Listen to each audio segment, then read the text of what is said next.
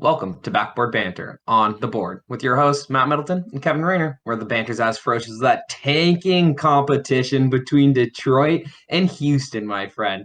Those two teams, 7 game losing streaks apiece, they want Victor so bad. and It is all. and and you almost have to feel bad for Houston because you know that this comes down to the fact that Popovich played them on that weekend just a few weekends ago because Absolutely. they're 2 games now, or what is it, behind Detroit. Detroit seems to be Yeah. like very much in the running right at the front right now. It's kind of hilarious. Yeah, losing the most doesn't guarantee you the best pick. There is a lottery, so I would love it to see Sacramento or San Antonio to jump them. Sorry, man, I got Sacramento in the brain because we're talking about them so much. Just don't give me the fantasy vibes of not only Sacramento ending their playoff drought, but also getting a Wemby. No, that's too much talk. I don't want to get into Sacramento too early, man. That would be crazy. Let's return to our takes from last week because you know I don't know about this Clippers team. I may have reverse cursed them at this point. They set it up. They seem to be pretty much in this playoff race right now. I don't think they're gonna fall into the play-in anymore. Yeah, I think with 5, 6 games left, the fact that they're the 5 seed, that they're Right? just ahead of Golden State, I think Kawhi Leonard's playing some of the best basketball he's played in his career. The fact that Russell Westbrook was 5 of 5 from three last night. I mean, you tell me Russell can't hit a three. Like, come on, man. Man, it makes me so happy to see Russ succeeding, right? I really thought that this team was the better LA option for him, and it's nice to see those moments thrive, especially when, PG is down right now, right? And Yeah. the Lakers got Russell because they thought, hey, we need something to happen when we don't have LeBron, when we don't have AD, and it didn't work out. Well, it seems to work out when Kawhi's your running mate, and he is absolutely on fire, like you mentioned.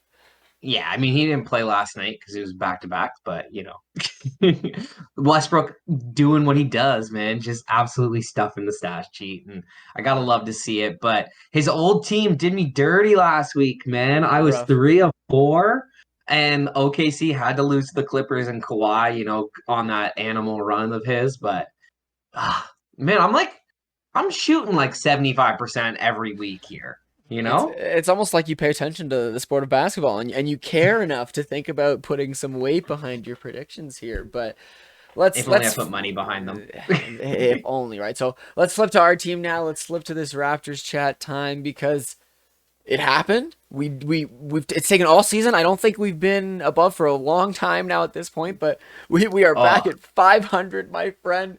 3-0 week, like, success. when was it? Like December, January? Like it has been a hot minute since we were at 500 and we did it, man. Like we said, we needed that 3-0 week to get back to 300, to get to back to 500, to get, that opportunity to jump Atlanta here in the final 6 games of the season. Their schedule is a little bit easier than ours, but hey, man, like those wins that we just put out this week, not a single one was under 12-point margin of victory. We beat Washington, who's on our heels. We beat the Heat, who are above us. I mean, without Jimmy Butler, granted, but man, we slapped some teams this week. It felt good to be a Raptors fan finally. It was nice to look up at the box score and see that nice W put beside each of the wins. And also when you check the stats too, because like I was a busy man this week. I was working. I didn't really get an opportunity to watch too much of the Raptors basketball. But looking at the stat sheet, seeing Boucher in that first game, 19 points, 13 rebounds. Seeing OG with 29 points against the Wizards. And then Scotty against the Heat, 22.7 rebounds, 12 assists, but more importantly, 0 turnovers. Like, we're seeing the boys kind of figure out how to play basketball together and right in time for the play in. Ooh, it's Like exciting. it's a perfect time for them to kind of figure this out.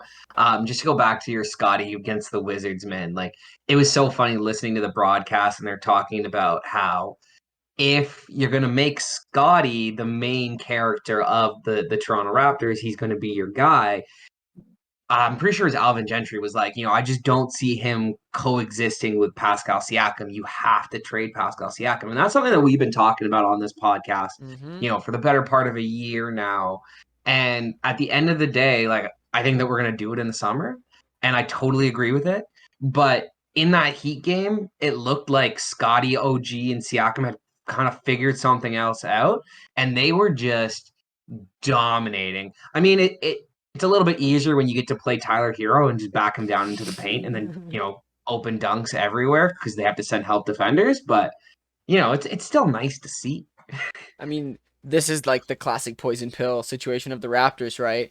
Just just when they fall far enough that you think we should blow it up, you have these golden moments, and then just when they're doing good enough that you think it's worth it, they fall flat. Like, man, it's kind of hilarious at this point that we are just this roller coaster ride of a team, but I'm enjoying the fact that the boys are figuring it out a little bit, right? Jakob is just this absolute, tall tower in the center that we've needed, and Fred is having games here or there. And if Oh, he's Nurse been can, good. if Nurse can find the rotations and they can continue this trend into the play-in, it's going to be a good situation for us. I think we'll do well.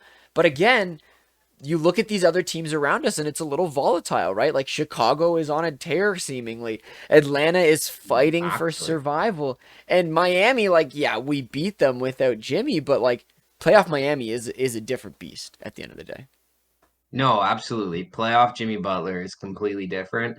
And that's why I would like to get into that 8 seed so that we only have to win the one game. One game. Because I would prefer to not have to play Miami in a win or go home game. And like I don't think Atlanta's gonna jump them. Hmm. So Atlanta would have to win that game. But Atlanta could pull it out with Trey Young, DeJounte Murray, Yep. and Trey's a little bit of a different animal in the playoffs.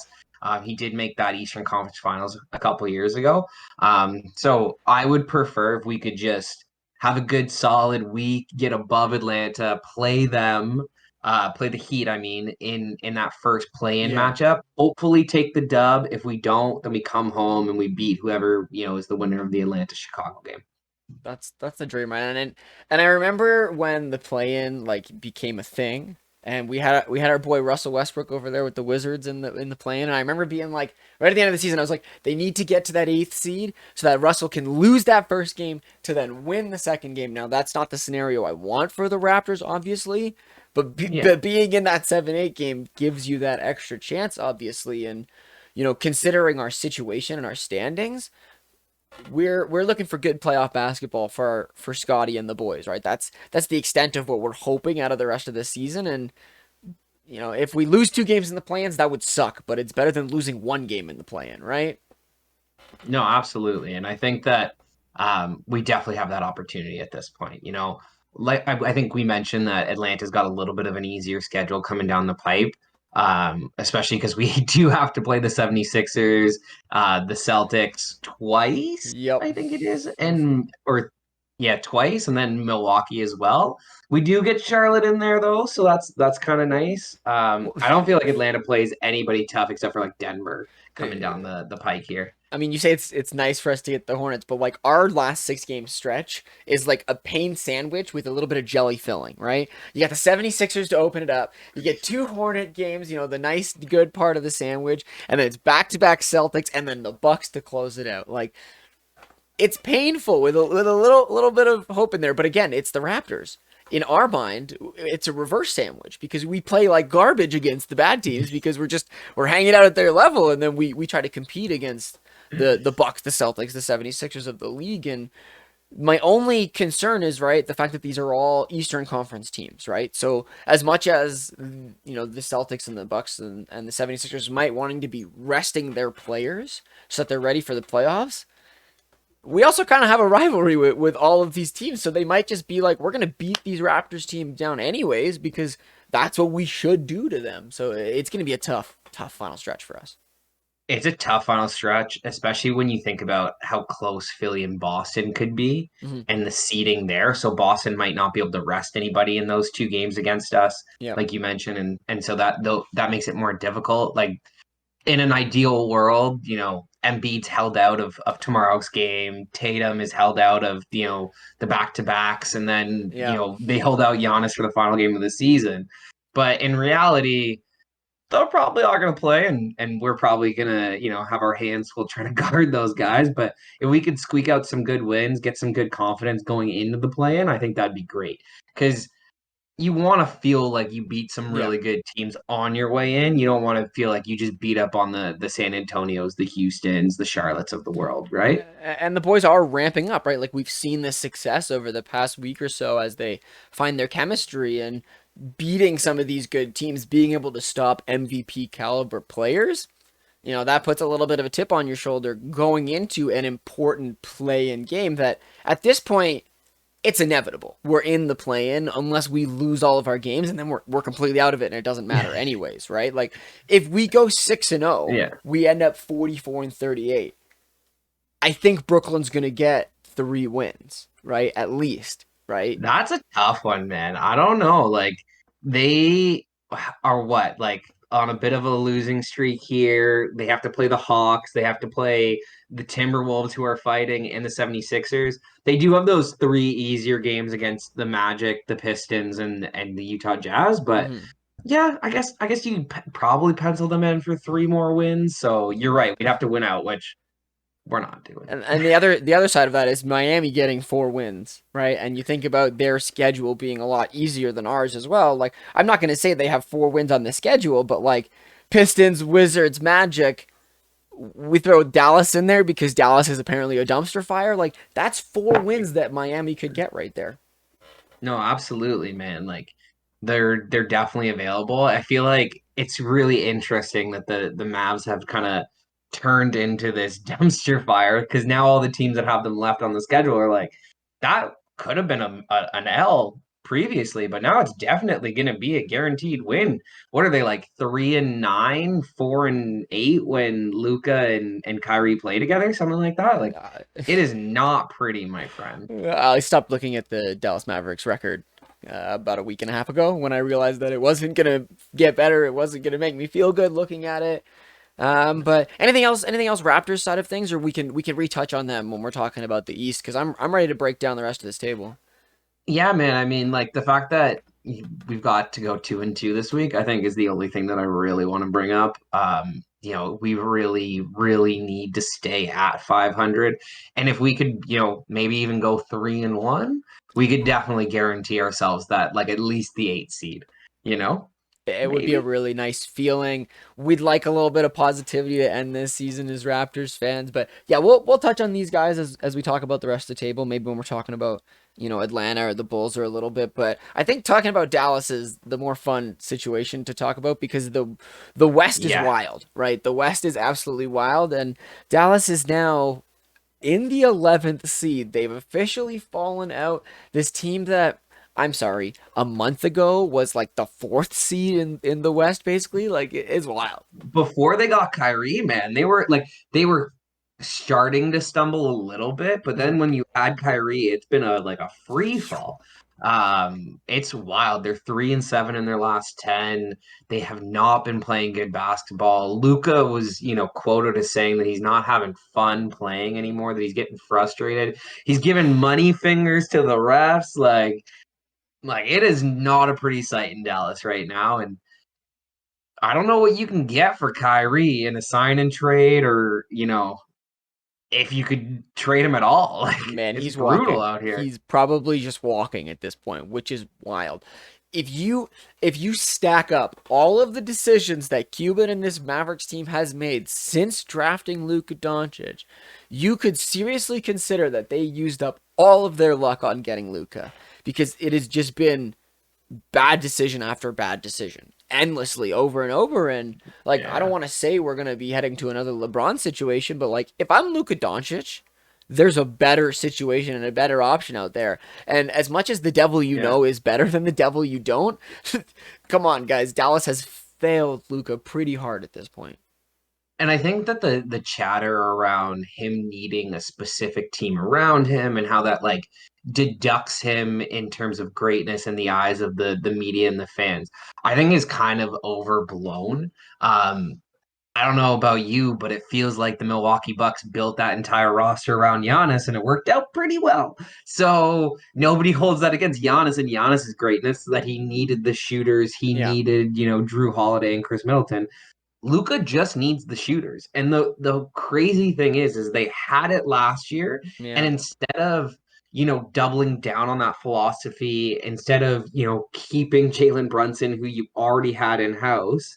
They kind of just let it all go and try to change up what they were doing, try to get him a big who could play maybe some semblance of defense, Yeah. Christian Wood, notwithstanding. And like it's just backfired, man. But when you lose Dorian Finney Smith, like you're losing a really good wing defender and knockdown 3-point shooter. And that is what Luca needs. Right? Those are the things that his game, like his one deficiency is defense. Yeah. What is he amazing at? Luca magic passes. Guys who are open for three, we need people to hit those. Like the two things he needs for a competent basketball team, you got rid of. For Kyrie, who like is a Luca. Yeah, seriously, you have to be smart. And like I obviously like, I drank the Kool-Aid a little bit. I was excited to see what could be this opportunity for the two of them to play together, but this is really a situation of the times as well, right? Like you think about the media scrutiny, the conversation around is he not this? Like you take Luka Doncic, you drop him in the NBA 30 years ago, he has a LeBron-esque type of career. Whether or not he does that or doesn't, it's the idea of the scrutinism of the time might be getting to his head, might be getting to, the Mavericks team and the need to find the success beside it, the need to not waste this time, right? Like this is a situation where everything just seems to be going wrong and it's all piling up. And as much as it sucks, you still have Luka Doncic. Like this team is, some big trades, some right moves, a couple situations away from being back in the conference finals where they were, just a little while ago. Like Luka is that type of magic. So we'll see if they can figure out or if he's got to find a new place to call home. It's just nuts, man, that like he's 24 years old and there's all this pressure on him to win. And honestly, like I think they took a major step back when they did that Kyrie trade because like you mentioned, he'll probably walk in the summer, which means that you traded, a bunch of second round picks, Dorian Finney-Smith, and Spencer Dinwiddie for nothing. Yeah. And so now you've gutted your roster, and Dallas isn't necessarily like a free agent hotbed. Hmm. And so who are you going to go get to go pair with Luka Doncic? Like, could you come after Fred VanVleet? Potentially, but like he is a free agent, so maybe you could sign him away. I don't Hmm. know if he's going to fix your issues though. And like they need an Anthony Davis type, like a Bam Adebayo type. Yeah. Like that would be the perfect kind of player for Luka Doncic. I mean, could you imagine trading Bam Adebayo for like Kyrie Irving and getting him to the Dallas Mavericks? Like they would be an instant contender because you've got the defense and the big Yeah. man, and you've got the scoring and the offensive, hub and Luca. Now you just got to fill out the pieces. But this is Come the on. situation, right? Let's figure it out at the end of the day. And the conversation around Luka the past 2 years has always been, Dallas doesn't really have enough to be able to get something for Luka. And when you make a blunder like this in a situation where you already probably didn't have enough around your superstar, like you know.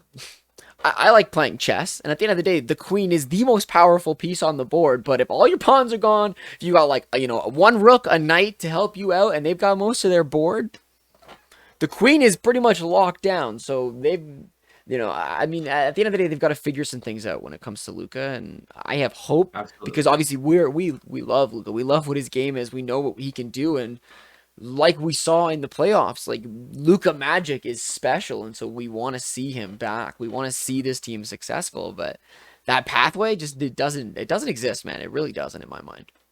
Yeah, and I heard this stat that like, when he has a good game, when in their wins, he's like 36, 9 and 9. And then in their losses, he's like 38 and 8. So like they're still both good games, but like you get like a slightly lesser version. Like if he's not at Yeah, complete peak powers, absolutely dominating the game, like they have no shot. And that is 100% roster construction. It was a horrible decision. Like there are so many teams out there you could drop Luca in and they would be instant contenders. And like the roster that the Dallas Mavericks have built is just not it. Like it's not absolutely. close. So let's look up this Western table now at these other teams that are in this play-in race because Yo, I think we've accepted that Utah is not going to be in it. They've pretty much fallen out. Like Laurie is trying.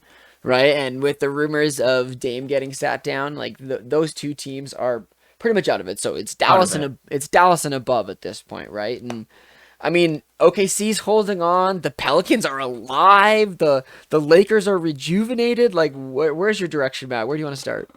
Man, I think I want to talk about those Pelicans who are, 38 and 38 and right there. Like Brandon Ingram has been playing like a monster. They don't have Zion still. Could he come back for the playoffs? And like, are they going to be, decently competitive if he's there? I mean, that would be fun, right? I mean, we were talking about it last week. He was 2 weeks from an evaluation, right? The timeline would work out for him to come back, but would they want to do that? Would they want to figure out a different story? I mean, you have a player of Zion's caliber, you don't say no to bringing him on the court, especially if it's a play-in game, right? If it's a one-game series, a player like him can come in and 2 quarters of dominance is all you need, right? So Yeah, like a minutes restriction, 15 minutes, come off the bench. Like, that's we saw what he did in his first ever game with a minutes restriction. Like at the end of the yeah. day, the fact that the Pelicans are alive is a super fun story for this team because they have good players, and I can't believe I convinced Matt to talk about the Pelicans again because it's like ever since he stopped talking about them, they've just been crawling their way Bro. back up, dude. Oh man. Well, maybe I want Dallas in the playoffs, and so I'm just trying to knock them down a peg. Oh Um, man, I wish. yeah, but no, they've been playing well, man. They're right there. The Lakers, they had those split between the Chicago game. LeBron came back, lost in his debut to tiny little Pat Bev, who man, somebody just needs to knock that kid out. Okay? Like I'm sorry. Like He's you yeah. cannot talk trash to LeBron James. You have made the playoffs how many times in your career? You cannot talk trash to LeBron James. I Like, I'm mean, sorry. the The only time disrespect. I would say that it's allowed is if you're playing in the 7-8 seed play-in game against Pat Bev, since he is the current Pat Bev champion holder trophy, and then he can talk business. But like that's just the Pat Bev story. He does what he wants. He doesn't care. And I mean, I feel like if I can talk about Chicago really quickly, I know we were talking about the West, Yeah. but like Pat Bev is a locker room presence apparently. Because ever since he showed up in Chicago, they figured it out, man. So as much as we can rip on Pat Bev for the way that he acts, like something is working out with him around. Well, he's got like a little Lonzo style of game in him, right? Like he's defensively sound for a guard, which is Lonzo. He's not as flashy of a passer and probably not as good of a scorer, but that's kind of what they needed. They were the one seed for the majority of last season until Lonzo went down. And Yeah. we can attest to the fact that, without Lonzo, they've been a struggling team. So maybe, having that little bit of extra defensive versatility in the guard spot has now allowed them to kind of bring back that identity that made them so good previously, right? Yeah, and the best part is like I wasn't even talking about his play. His play is good, but it's just his presence. It's the Yeah. Pat Bev experience on your roster that is just it's a change up, right? And so yeah, Chicago's figured it out to the detriment of Raptors fans because we were hoping we weren't They're gonna on our heels. see we were hoping we were gonna see Chicago, Washington, Indiana all go. No, we don't really want this. The 9-10 game doesn't matter. It's fine. Let whoever is in the ninth seed just take that. But Chicago, they seem like they care, man. They really do. Hey man, we just need three more wins, and then we've guaranteed ourselves a play-in spot. Now, we are going to have to win one of those back-to-backs against Boston or the 76ers or Milwaukee, but we can get one, I think. I think we can get one. I believe it, right? And the dream here is that we can jump over Atlanta, right? And when you think about that situation, like it's totally plausible, right? Like Yeah. we've talked about the East play-in race the past few weeks, as much as nothing really changed in the past week, right? Like the conversation was still Brooklyn, Miami. Are they? Aren't they? In that top of Kind it, of flip. Yeah, yeah. are we like we've stepped up closer to Atlanta, but it's still almost the exact same story. And the hope is that the positive steps that we made will continue into next week, and we can see that flip happen. Hopefully. Oh man, hopefully, because we're gonna need it. I really don't love our chances of winning two play-in games in a row. And to be honest, like if I'm going to be like totally handicapping it on what I actually think is going to happen with our Raptors, I think like 40-42 is the record that we end up at. Unfortunately, but we're hoping for 42-40. If we can get to 42-40, we know we'll at least be the ninth seed, Yeah. maybe the eighth seed, and then that way we only have to win one playoff game and are guaranteed two. So that's kind of nice. Irregardless, when you look at the top of this Eastern Conference table, right? Because confirmed now, there's four locked teams at the top, Yeah. right? We're pretty much expecting Milwaukee, Boston, Philly, Cleveland as the four places where we're starting the East right now. And I mean, what do we say about Milwaukee? They're a juggernaut, right? Like Giannis is going to eat in that first round series. Like, we got to see Bro. that sick Drew Holiday 50-pointer this week. Like, exciting for him to have those moments. Like, Giannis is going to need that come playoff time. But any of these teams up here are going to be a tough battle for anyone else. Just to touch on Milwaukee real quick, man. Like I texted you last night, 9 minutes into that game, and he was what 13, 7, and 4, and like 5 of 6 from the field. Like, Gross. come on, that's just not even fair. Like it's just like that just sucks if you're playing against that. So no, Giannis is clearly the best player in this league. I'm interested to see if Philly can catch Boston Mhm. because they haven't really had the opportunity to do it.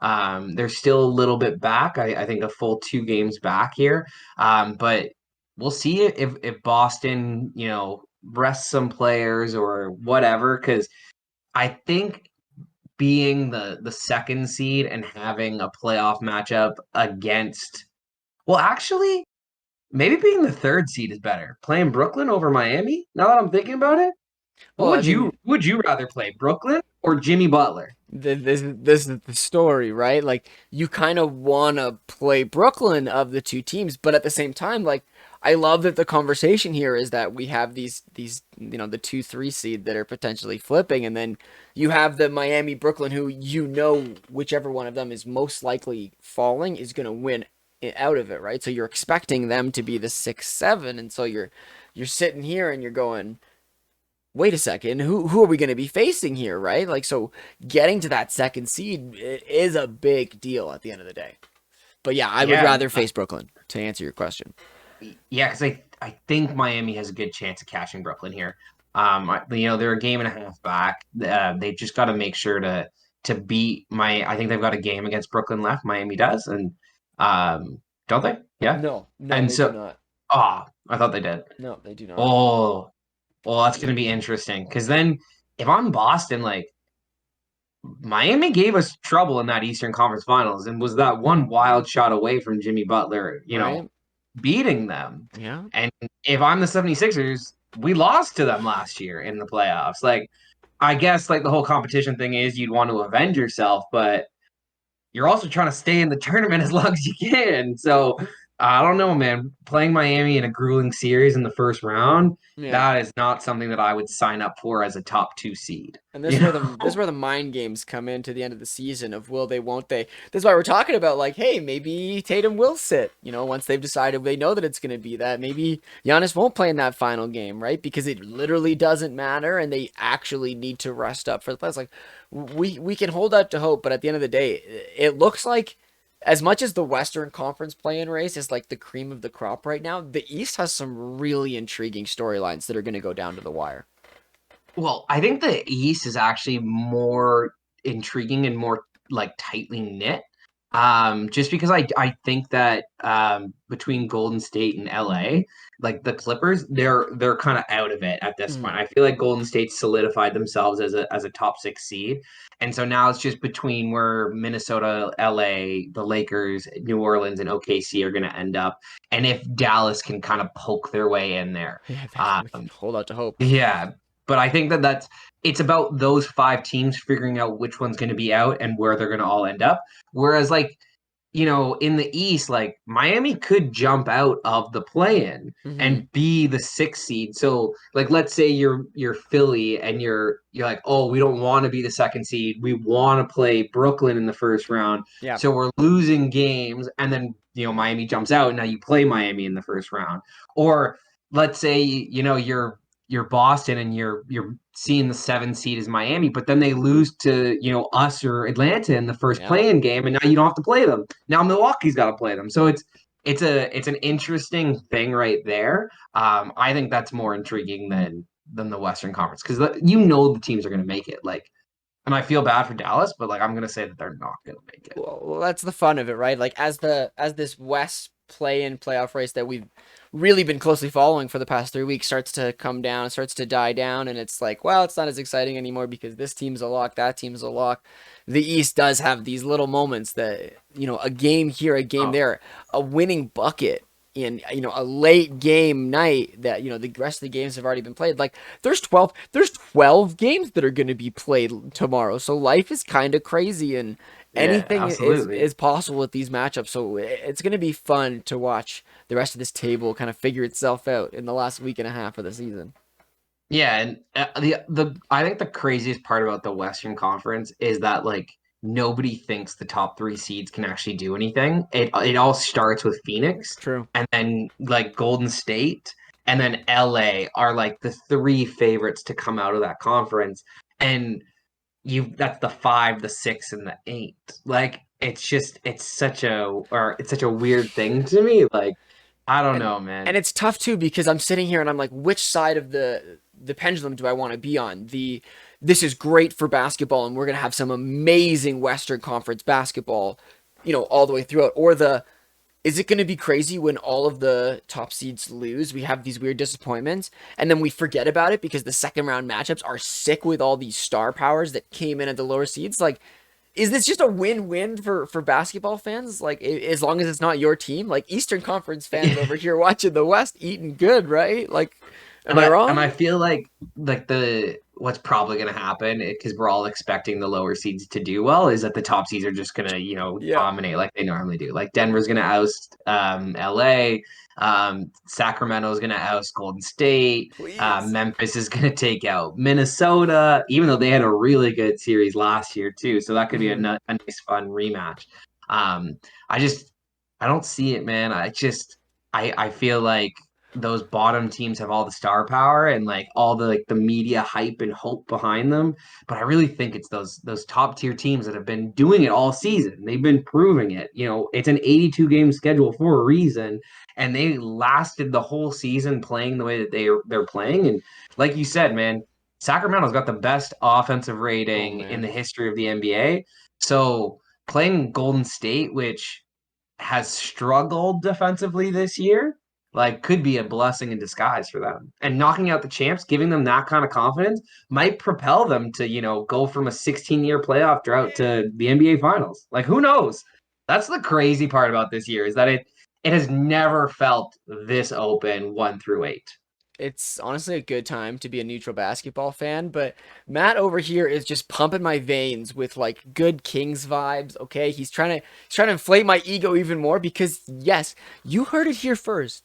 The 16-year drought is over. Can you believe it? The Kings are going to be in the playoffs, and not just in the playoffs, Matt. They're going to host a first round series, which I believe if you go back about 20 episodes in this podcast, I make that statement and Matt laughs at me a little bit because he's like, yo, Whoa, they're good, but there's no way that'll happen. And like you said, here we are, a full season of games later, and they're doing it. bro, you'd convinced me that they were going to be good this summer, and I still had a hard time putting them in a play-in spot. I had a hard time doing that. So the fact that they're the 3 seed, like it's just awesome, man. And I'm gonna steal it from you here, but I know you want to talk about it. Mike Brown, like runaway coach of the year. Like I think Tom Thibodeau's the only guy that you could kind of throw in with him as you know, a poor team overreaching expectations. But I think it's gotta be Mike Brown, who was laughed at universally when he was hired. Like Man, crazy. the storyline is there. It has to be done. Like you're right, Tibbs is the other story, but didn't they give it to Tibbs like two years ago or so when the Knicks had their thing? Like They made I it the first time. Yeah, yeah. like this is the thing. I feel like It the was carpet 2 years is ago. being You're right. laid out for Mike Brown right now, and the fact that he was built up under the Golden State umbrella to have those years of success working with Steve Kerr, to then go and join this Kings team, who can I just say has had 11 different different head coaches in this 16-year stretch. Like 2006. Okay, the first tweet was ever put out in Twitter. Okay, Mike Bibby and Bonzo were leading the Sacramento team. LeBron won the MVP Oh, award of the All-Star game for all the star. first time. Like, there's so many And was the memories. youngest in history to do it, and now he's the oldest guy in the league getting any kind of serious minutes. Kobe dropped 81 on the Raptors that year. That's how long Oh ago wow! it was since this team was in the playoffs. It is I was such a big 11. deal. Like, this is the situation, right? And so the carpet is being laid out for Mike Yeah. Brown. And if the conversation hasn't been started already, I fully expect to be waking up on Tuesday, Wednesday morning next week, and there's a first take conversation about it. Because like it has to be it. It has to be Mike Brown. It has to be his story now. Like I just Oh, don't see it any other way. it can't be anybody else's, man. Because like even though the like over on like I think the over under for them was like 36, like it was for us last year, Yeah. and like most people knew that they were probably going to go over. Like they felt good about their roster. They didn't think that they were going to be here, man. They really didn't. The fact that Keegan Murray has broken Donovan Mitchell's 3-point shooting record as a rookie, Wild. like they picked the right player for their system, even though like we were clowning them, everybody was clowning them on missing out on Jaden Ivey. And Jaden Ivey's probably going to still end up being the better player, but they picked the right guy for what they're building, and that's just awesome for them, man. Like to pass on Luka Doncic and draft Marvin Bagley, and then to nail this one, I'm sure they feel really good about themselves. This is the thing, Sorry, right? I had But like we were talking about the juju earlier, right? The fact that the Dallas Mavericks have like all their luck in the Luka Doncic basket, and every decision they've made after has been trash. Looks like Sacramento Kings. Like, I'm not going to say every decision they've made since Marvin Bagley has been a good decision, because that's definitely not a true statement. But the past year and a half, what they've done, getting Kevin Huerter, figuring out their rotation, and allowing Mike Bibby to run with this pretty young team, like, man, it's such a good success story, and it's why I cannot wait to see them in the playoffs. And also, the last thing about Sacramento, if you haven't watched a game yet, please turn it on. The arena is unreal. It is going to be the best place to go and watch an Oh NBA yeah. playoff game this season by far, and it will not even be Light that close. beam, baby. Light that beam. Ugh, okay, yeah. So the only other thing, Matt, that I think we should talk about this week, because it is coming down to the wire, is obviously this MVP race. You know, it still is the three-headed monster. These three guys are doing it, but at the end of the day, it's really going to come down to personal preference, I think. Like, whoever has a vote is either already decided or is this close to figuring it out. So I'm not going to say that it's already decided and already out there, but there's not much more that these three guys can do. Look, I think that Giannis is the MVP. I think Agreed. that like he is. I just don't think that he's allowed to qualify for it in the eyes of the voters, in the eyes of the media. They're just like, well, it's kind of boring to give it to you. You're, the LeBron James of this era. Like, we don't really care. We're gonna pass you up Yeah. and go for a guy like Embiid, who is probably gonna win his first this year, even though he didn't play that game against Nikola Jokic and the Denver Nuggets ended up smoking them. And Denver did beat Milwaukee, this past week, but it doesn't like one game in the season doesn't make that big of a difference for me. Giannis is going to be the fifth or sixth player in NBA history to average 30, 10, and 5. If you're watching First Take, JJ Redick's just shouting that out. Yeah. He also was talking on his old man podcast about how, he's going to be one of, the five guys to do it or six guys to do it with a 70% winning percentage. And all of those guys, I think, except for like Elgin Baylor was the other guy, all won MVPs that year. Right. So how is he not the MVP? But at the end of the day, they're Giannis fatigue. As long as we don't give it to Nikola Jokic, because like again, I think Jokic is a great player, but to have him have win three straight and to have Giannis only win two and then get completely disqualified from all further MVPs is Yeah, just exactly. garbage in my Yeah, opinion. it's So give it to Embiid or give it to Giannis. I mean, My take. it's totally plausible that we're going to look back in history at this moment as the, MVP that was stolen from Giannis, right? But also, we're already talking about how Jokic's first MVP was potentially the one that was stolen from Giannis. And now, like, it's just this building blocks of situations where these three guys have just been this dominant at the top of basketball, and we're trying to give them awards left and right as we can. And it's just seemingly not working right. So I'm with you. I'm 100% like, I think Giannis is the MVP. What he's doing is unreal. They're the top of the East. They're going to be the top of the NBA. Like, I do not like, they could lose all of their games and I still think that they probably have a better record than Denver at this point, right? Like, yes, Denver would have to then win all of their games too to flip, but Giannis is too good. But at the end of the day, I think I'm on the same line of thinking of you. As much as I don't want it, I think Embiid is lined up to get his MVP. I think he's worked hard enough for it at the end of the day. Well, I think it's just so funny because like the Jokic fans use well, Embiid might have better stats at the moment, but Jokic has a better seeding. And then it's like, okay, but Giannis has the best seeding. Yeah, but Jokic is better per stats. And it's like, I The don't the know about the that, man. snap reaction to defend it, right? The fact that Giannis is averaging 31, 6, and 12 on 32 minutes a night, I think that's MVP. He's consistently dominant. He is consistently unstoppable. He's not going to have a below 10 shot night like Jokic is. Yeah. I understand that Jokic has better passing and can control the game a little bit better through other ways, but you know, if you guys idolize Michael Jordan so much, like Giannis is that. Like he is that type of basketball. He is a downhill, put it in your mouth.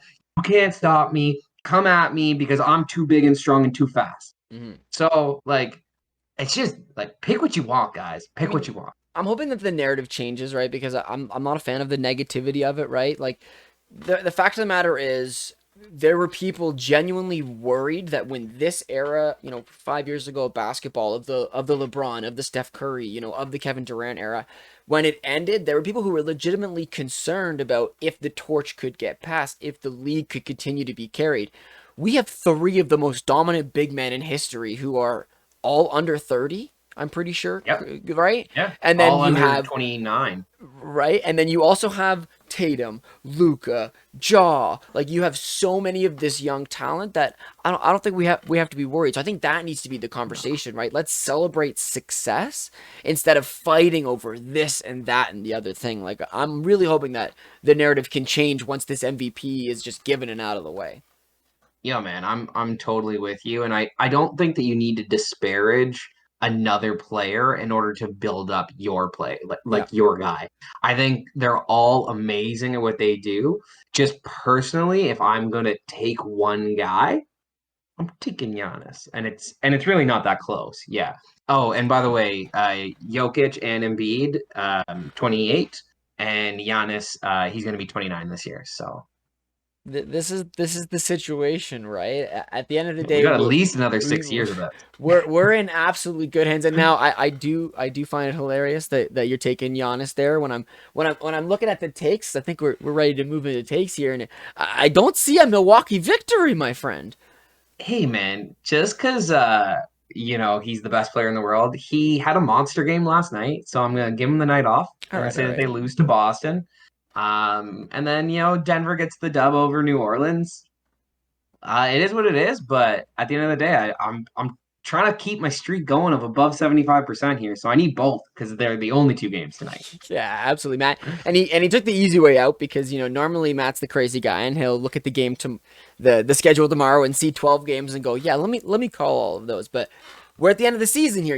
It's all about percentages here, right? And I don't have the confidence Matt has when it comes to individual game calls, Calling but these games. Matt knows that I like numbers and I like a little bit of chaos. So we were looking at these games, right? And so there's 12 games on the night, and so you average out, you're estimating at least 200 a game, so at least 2,400 points here. So my call is that we're expecting 2,514 points total on the games tomorrow night.